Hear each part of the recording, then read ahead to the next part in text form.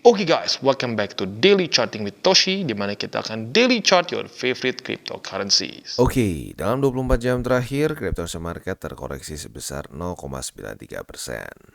Dengan total market cap mencapai di 1,65 triliun US dollars, dengan peningkatan Bitcoin dominan sebesar 0,05% dan penurunan volume sebesar 12,19%. Ya. Untuk hari ini seperti biasa gue ingatkan, gue akan pecah DCWT menjadi dua ya. DCWT bagian pertama adalah untuk Bitcoin dan Ethereum. Untuk DCWT bagian kedua adalah untuk altcoins ya. Untuk Bitcoin sendiri kita bisa lihat dalam 24 jam terakhir terjadi koreksi sebesar 1,37% yang membuat dia sekarang sedikit di bawah dari 42.000 ya. Jadi lanjut lagi koreksi. Jadi sepertinya ya sama 20 beneran menjadi resisten sekarang ya. Nah, untuk Ethereum dia terkoreksi lebih besar sebesar 1,95% dan sekarang dia trading di angka 2.299. Untuk yang lainnya kita bisa lihat di sini ya. Kecenderungannya terkoreksi juga tetapi sedikit lebih besar ya. Oke. Nah, seperti biasa gue ingatkan, sekarang TCI sudah aktif di X atau di Twitter. Buat lo yang belum follow, silahkan bisa follow di @toshicryptoindo, di mana kita akan membahas segala sesuatu yang berhubungan dengan kripto ya. Sebenarnya bukan cuma kripto sih, tapi bisa dibilang finance in general. Nah, bentuknya bisa analisa, news, dan juga memes. Nah, kayak gini nih contohnya, bisa juga memes. Oke, nah selanjutnya kita akan geser ke economic calendar. Untuk economic calendar kita bisa di sini ya, kita masuk ke GMT plus 7. Dan untuk hari ini tanggal 30 Desember, hari Sabtu, sesuai dengan pembahasan kemarin, ya hari Sabtu memang tidak ada yang terlalu penting seperti biasa ya, hanya ada bintang 2 dan bintang 1 saja. Minggu apalagi ya, Minggu biasanya 0, tetapi di sini ada beberapa dari Cina, lagi-lagi Cina nggak terlalu ngaruh ya. Nah, selanjutnya kita akan geser ke news ya. News ini datang dari Coinbase, di mana Coinbase baru saja mengappoint new head of custody ya. Nah, yang unik adalah siapa nih yang digantikan ya. Nah, jadi yang digantikan itu namanya Aaron Snark ya.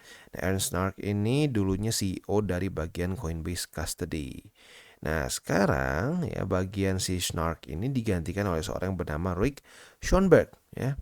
Nah, uniknya si Rick Schoenberg ini dia punya pengalaman di Goldman Sachs ya. Jadi mungkin jangan-jangan ya si Rick Schoenberg ini ya karena memang pernah di Goldman Sachs mungkin lebih diprefer oleh BlackRock ya. I don't know ya. Tapi intinya pas banget ya, pas banget digantinya waktu lagi mau Bitcoin ETF dia approve ya. Oke. Nah, selanjutnya kita akan geser ke analisa di Twitter. Ini ngomongin apa? Ini ngomongin soal kemungkinan Bitcoin sudah ketemu local top nih sekarang ya. Nah, buat lu yang sudah nonton DCWT, ini nggak tahu gue udah pernah bahas kayaknya beberapa minggu lalu ya. Dimana kita bisa lihat sini ya, untuk Bitcoin itu sekarang sudah retest ke ini sudah retest ke ini tuh retracement ke 0,618 ya. Nah, jadi retracement ini kalau kita lihat dari sebelum-sebelumnya ini adalah suatu Fibonacci level ya. Nah, Fibonacci level dia tarik dari atas ke bawah ya. Nah, dari atas ke bawah ini biasanya akan ada retracement, misalnya setengah, 0,618 dan seterusnya. Nah, uniknya Bitcoin ini dari cycle ke cycle ya, cukup rapi. Setiap kali kena 0,618 antara dia konsolidasi atau koreksi ya. Nah, kalau kita lihat di sini koreksi, di sini konsolidasi, di sini koreksi juga. Jadi secara statistik ya lebih banyak cenderung ya koreksi gitu. Nah, apakah pada kali ini akan sama seperti di sebelum-sebelumnya? Menurut gua akan ada kemungkinan seperti itu karena selalu ada reaksi ya, nggak pernah sekalipun langsung tembus aja gitu ya. Nah, besar atau enggaknya menurut gua tergantung dari resesi di Amerika ya. Kalau sampai Amerika terjadi resesi, nah itu ada kemungkinan bisa lumayan besar seperti di cycle kemarin. Tapi kalau misalkan Amerika kena resesi ya, mungkin ya nggak terlalu besar secara koreksinya ya. Jadi we'll have to wait ya, we'll have to wait nanti faktanya seperti apa. Karena at the end of the day kita bukan dukun, kita nggak bisa bilang oh resesi pasti atau oh resesi tidak akan terjadi. Ya, nggak bisa ya. Karena sampai sekarang pun para expert masih banyak yang berdebat ya. Apakah akan terjadi resesi? Ada yang bilang yes dan akan parah. Ada yang bilang oke, akan ada kemungkinan resesi tapi soft landing. Dan ada juga yang bilang nggak akan terjadi resesi sama sekali ya.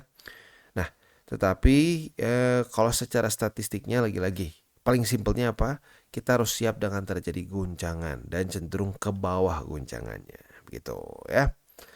Nah, selanjutnya kita akan geser ke TA. Untuk TA kita bisa di sini ya. Bitcoin sekarang sudah mulai menjadikan MA20 sebagai resisten ya. Nah, ini cukup menakutkan nih. Kalau ini udah jadi tukang pukul, biasanya akan ada lumayan nih koreksinya. Apakah kali ini Bitcoin akan gagal mempertahankan 41.204? We'll see ya. Nah, ini menurut gue bisa semakin besar peluangnya untuk jebol apabila retest kedua ke-reject lagi. Nah, kalau ke-reject lagi, possibility untuk dia membuat lower low ya itu cukup besar ya. Nah, jadi ini penting nih dalam beberapa hari ke depan ya beberapa hari ke depan lah ya. Kita lihat apakah dia akan kerja lagi dan membuat lower low atau tidak ya. Jadi PR-nya jelas untuk di daily pada hari ini adalah dia bertahan di atas dari 41.204 ya. Nah, untuk di indeks dolarnya ya, untuk indeks dolarnya kita bisa lihat di sini dia kemarin udah menemukan suatu momentum ya, dia reclaim dan hari ini sepertinya masih lumayan sama nih vibe-nya ya. Ya sebenarnya normal sih ya kalau kita lihat di sini sudah berapa hari nih? 1 2 3 4 ya, 4 hari bearish candle terus. Nah, jadi kok sampai dia mulai ada sedikit peningkatan ya normal lah sebenarnya ya.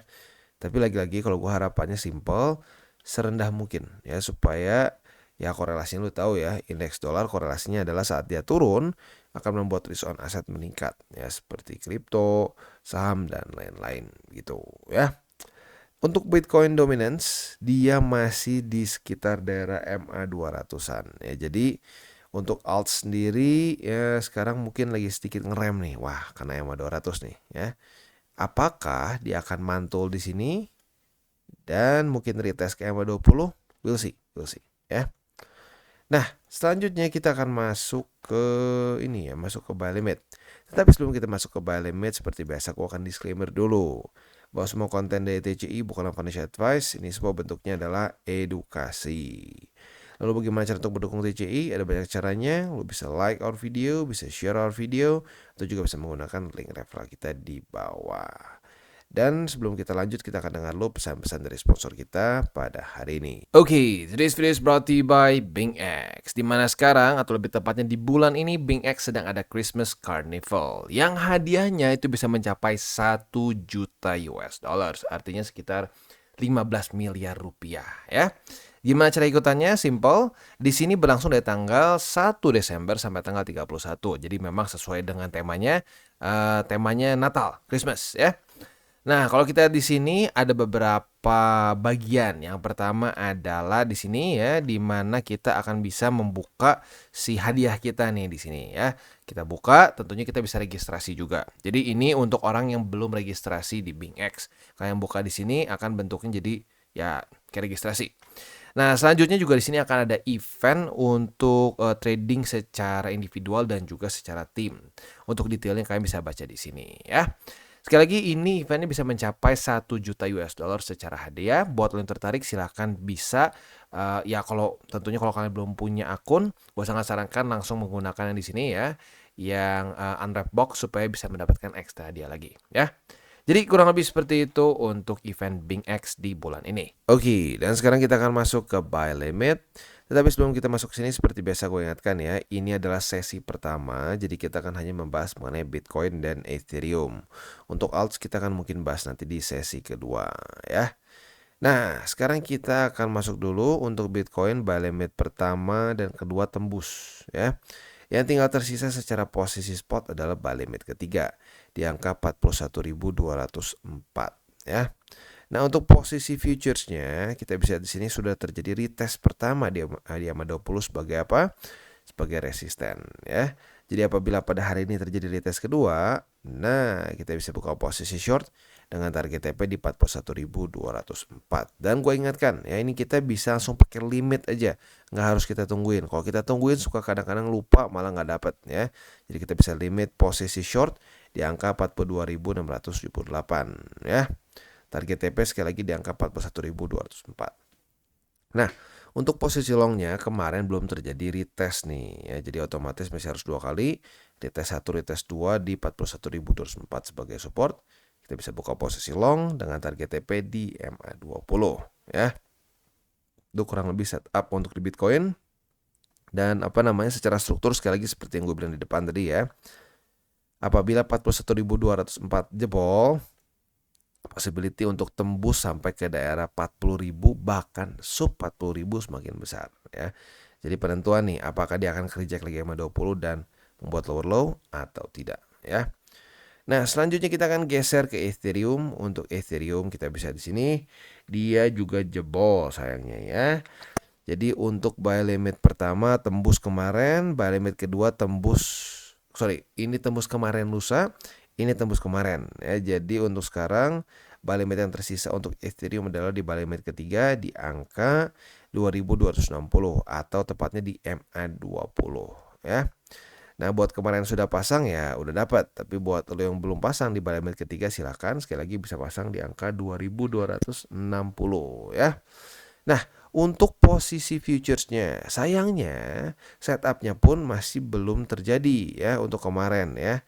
Nah, yang paling dekat adalah sekarang posisi long apabila terjadi retest kedua di MA20 ya, karena kemarin sudah terjadi retest pertama di sini, kita tinggal pasang limit aja di angka 2260 ya. Jadi saat dia kena otomatis kebuka posisi longnya. Nah, target TP kita adalah di angka 2317. Itu kurang lebih untuk setup di Ethereum. Untuk struktur jujurnya Ethereum jauh lebih oke dibandingkan BTC ya, karena dia di sini sudah mulai membuat suatu higher high, higher low, higher high, dan di sini kalau dia bisa bertahan di atas dari MA20 ini adalah suatu higher low ya. Nah, ini jadi kurang lebih PR-nya untuk Ethereum ya, yaitu adalah dia bisa bertahan di atas dari MA20 dan mantul membuat higher high ya. Itu secara struktur dari Ethereum. Oke. Jadi kurang lebih seperti itu untuk Bitcoin dan Ethereum ya. Overall masih oke, masih bisa lah ya. Tapi kalau untuk Bitcoin, kalau dia udah mulai tembus 41.200, itu strukturnya udah mulai pecah nih ya. Kalau udah mulai pecah, ini sampai berubah menjadi resisten. Nah, ini berita buruk nih.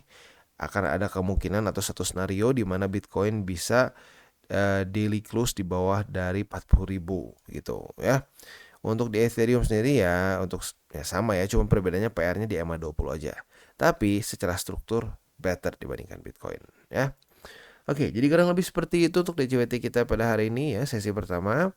Jadi seperti biasa gue ingatkan, jangan pakai uang panas, jangan over leverage, dan berpikirlah jangka panjang untuk kripto. Oke guys, jadi itu adalah akhir dari segmen DCWT kita pada hari ini.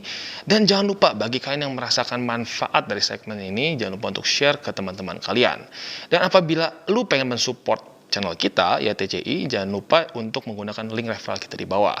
Nggak wajib ya, tetapi apabila lu menggunakan link referral kita di bawah, ada macam-macam ya, dari Bybit, Huobi, Maxi, toko kripto, dan banyak lagi ya.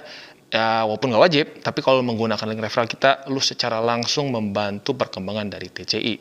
Dan satu lagi, jangan lupa juga untuk join Telegram group kita, di mana kita bisa ngobrol-ngobrol santai mengenai dunia cryptocurrency secara dua arah.